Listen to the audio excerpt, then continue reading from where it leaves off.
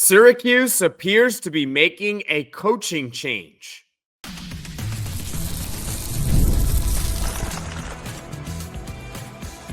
You are Locked On Syracuse, your daily podcast on the Syracuse Orange. Part of the Locked On Podcast Network, your team every day.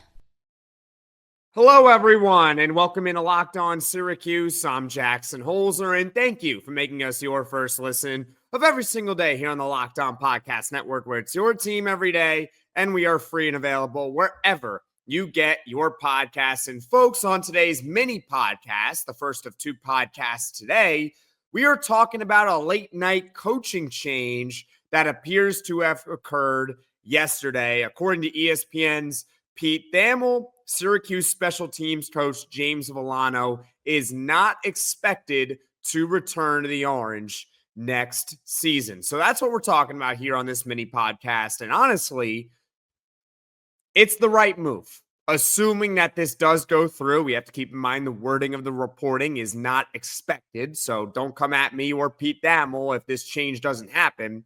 But assuming it does happen, this is the correct move for the Orange to make. Vollono was hired by Fran Brown. He is not a Dino Babers holdover. Vollono was hired by Fran Brown this past offseason, and he came to Syracuse with over 20 years of coaching experience. As positive as this year was, and don't get me wrong, it was a positive year. The Orange went 10-3. It was mostly sunshine and rainbows on this podcast during the football season, okay? But the one big negative, the one big bugaboo of the team that kept rearing its ugly head, and we even saw it in the bowl game against Washington State, was the special teams and really, quite frankly, just how bad it was throughout the entire season. And look, I wish James Vollono nothing but the best, and as an Orange fan and as an Orange alum and as a podcast host, I hope that every move works. Like, I hope that this was going to be the right hire, but there were too many blunders on special teams to ignore, and there's got to be some sort of accountability here, which is Fran Brown doing exactly his motto. His motto is DART, and the A in DART stands for accountability, and this is Fran Brown holding his special teams coach accountable. Here are some baseline stats for Syracuse's special teams, and we're just going to scratch the surface here on the first little segment, okay? We're just going to scratch the surface. Kickoff net yards. They were 14th in the ACC. There's only 17 teams in the ACC in college football. There's 18 in basketball. 14th, no matter how you slice it, is not good in the conference. Field goal make percentage. Oh boy. Dead last. Syracuse rotated 3 different kickers throughout the season. And look, some of it is obviously ability of these kickers. But at some point, someone's got to be held accountable for this. And the Orange did get a kicker in the transfer portal from Iowa, so hopefully he can be pretty good. But they were last in field goal make percentage this season.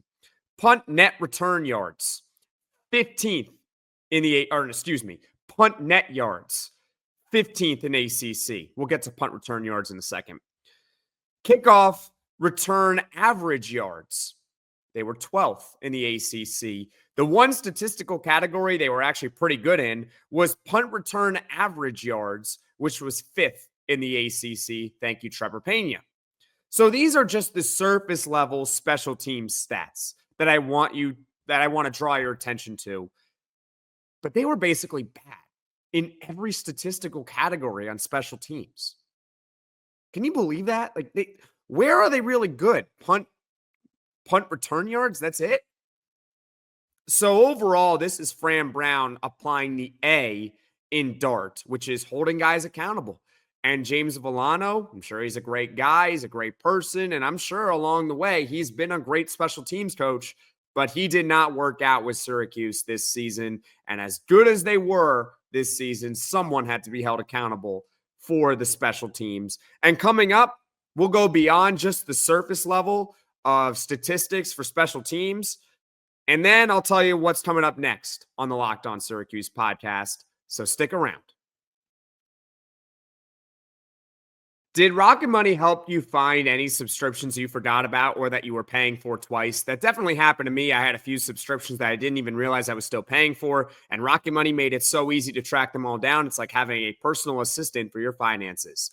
Rocket Money is a personal finance app that helps find and cancel your unwanted subscriptions, monitors your spending, and helps lower your bills so you can grow your savings. It brings everything together in one place, whether it's subscriptions, your spending habits, or even the goals you want to hit this year.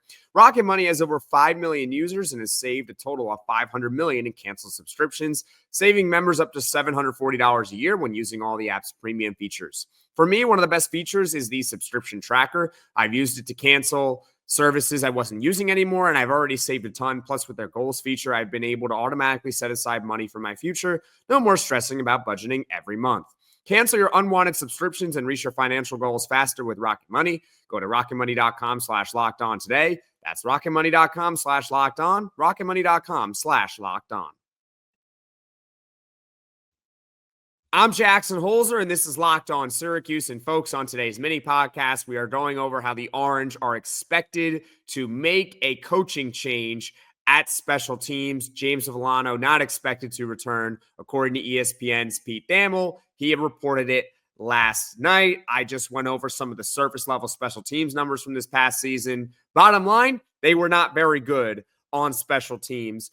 And now let's talk just beyond the surface. Okay, because it wasn't just, oh, they're not great at kicking field goals or they don't average a lot of yards per kickoff. It goes beyond that. I wrote down some blunders off the top of my head. All right, you ready?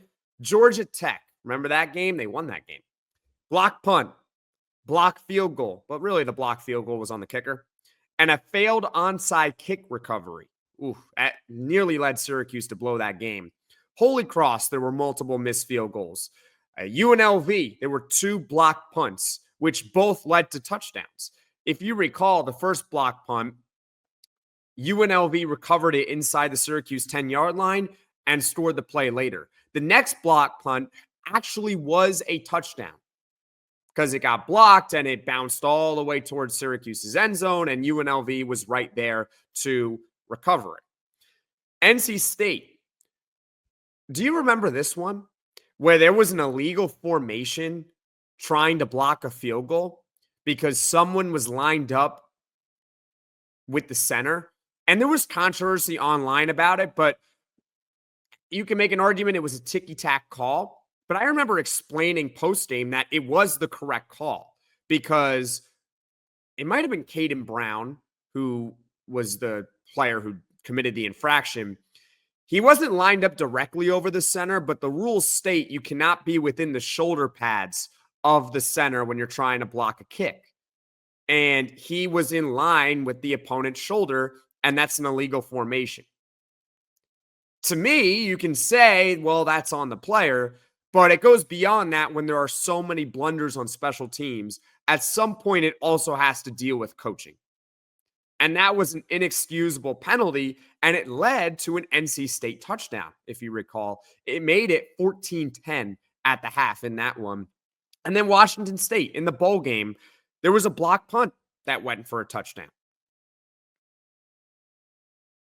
There were just so many blunders this year on special teams. How did they win 9 games in the regular season? How did they win 10 overall? Well, I'll tell you, it's because they had one of the best offenses in the country. And, well, I know a lot of people are now talking about Robinson. Well, at least the defense did make some stops at times. They did make some stops, and Robinson's an elite recruiter. So let's pump the brakes on that one. But bottom line, assuming that this does go through, and I think it will, I applaud Fran Brown for making this decision because it's very easy to have a great year, have a great season. And for Syracuse, going 10-3 is a great season. We're not yet on the level of Alabama where going 10-3 is a disaster. We're not there yet. Hopefully one day we will get to that level. But for now, let's applaud the fact that they went 10-3. That's a really, really good year. And it's very easy after a good year to say, let's make no changes. We were really, really good. Let's just stick with what we have right now because we're good. We're good right now, right? But no, Fran Brown is kind of like, he reminds me a little of Herman Boone from Remember the Titans. He demands perfection. You hear him speak at press conferences, and he's like, well, we won 10 games. That's cool and all, but I wanted to go undefeated and play in the college football playoff and win the national championship. That's just who Fran Brown is. So I applaud him for making this decision. And of course, when there is a replacement to the special teams coach, I'll be sure to talk about it here on Locked On Syracuse. Honestly, right now, I can't think of anyone off the top of my head to replace James Vollono, but hopefully whoever it is better than what James Vollono did this past season. As far as what is coming up on the podcast in the future, tonight, there will be a podcast on LaQuint Allen, as I told you guys yesterday, but it could be a mini podcast. I am not sure based on the timing of it. So we'll see. If I can make it a full podcast, I will make it a full podcast. Bottom line of LaQuint Allen is that he's meeting with Fran Brown tomorrow, Tuesday, December 31st, to go over his future. So that's what we'll talk about. And then as far as what's coming up on the podcast, actually on Tuesday, I'm thinking about doing a mini podcast on Anwar Sparrow, the backup linebacker who was in the portal but has withdrawn from the portal. So Syracuse added some more linebacker depth for this upcoming season. And also, there will be a full podcast because Syracuse basketball is playing Wake Forest at 2 p.m. Eastern, and there will be a post-game reaction podcast. So, in summary of everything coming up, tonight, LaQuint Allen podcast, whether it's a mini one or a full one, stick around for tonight. And then tomorrow, perhaps a mini podcast on Anwar Sparrow, but guaranteed a full post-game reaction, Syracuse basketball versus Wake Forest. Thank you for making Locked On Syracuse your first listen today. And for your second listen, you can check out the Locked On ACC podcast. Alex Dono and Kenton Gibbs, they keep it real and bring you the truth about where your favorite ACC team stands within the conference. You can find Locked On ACC on YouTube or wherever you get your podcasts. Folks, thank you all so much for watching. Thank you all so much for listening. If you like this video, click that like button. If you really liked it, subscribe to the channel, turn on those notifications because, folks, you never know when I'm going to be dropping the next podcast. With all these changes during the offseason, you want to hit that notification bell so you know right away when I am dropping the next podcast. And I will see you all later tonight.